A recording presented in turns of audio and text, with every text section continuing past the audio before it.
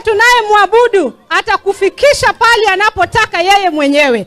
Na wakati atasema tik, hata wakuja na ballot box ngapi hawatakuzuia. Sisi tunakuombea kila laheri na tunakujua uko na roho ya Uislamu, manake haupendi uongo. Huyu baba juu kuiba cha mtu. Lakini wale wengine Mwenyezi Mungu anajua siku ya hukumu vile atawazoea.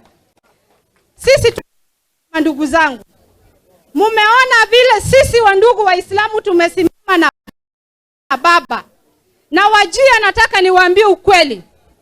Wabunge walioketi hapa wa kutoka hapa Wajia County, mswada wa kupandisha gharama ya maisha kwa wananchi letwa bungeni, hawa wote walipiga no. Asiyekuwepo hapa alipiga yes. Kwa hivyo ukienda kwa duka upate unga iko gharama, mbunge wako asiyekuwepo hapa alisema uongezewe hiyo gharama.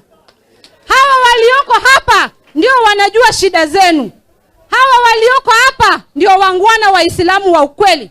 Siku ya kiyama wataulizwa, uliona wakidhulumiwa, ulifanya nini? Mwenyezi Mungu nilisema yes, moto ni yako kwa hakika. Baba, sisi kama watu wa Wajia, kwa sababu niko na mahadhari zangu hapa, niko na maayayo wangu hapa, maedho zangu wako hapa, sisi tutasimama wewe. Na pia kama mko na ngamia simsafirishe ifike Migori. Kwani iko shida gani? Migori ni mbali.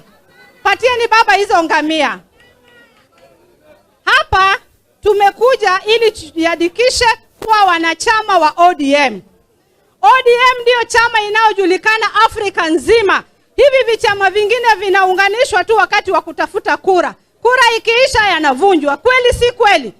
Kwa hivyo ODM ndio chama ambaye itabakia, ambaye tutasimama naye kama Wakenya, kama minority. Na baba, ukienda huko mbele unakoenda, ukiangalia hapa kuna vijana. Hapa kuna vijana. Hapa kuna vijana. Baba, hapa kuna vijana. Mwenyezi Mungu bariki, na nitarudi tena niwatembelee. Asalamu alaykum. Asante sana dada yangu Fatma.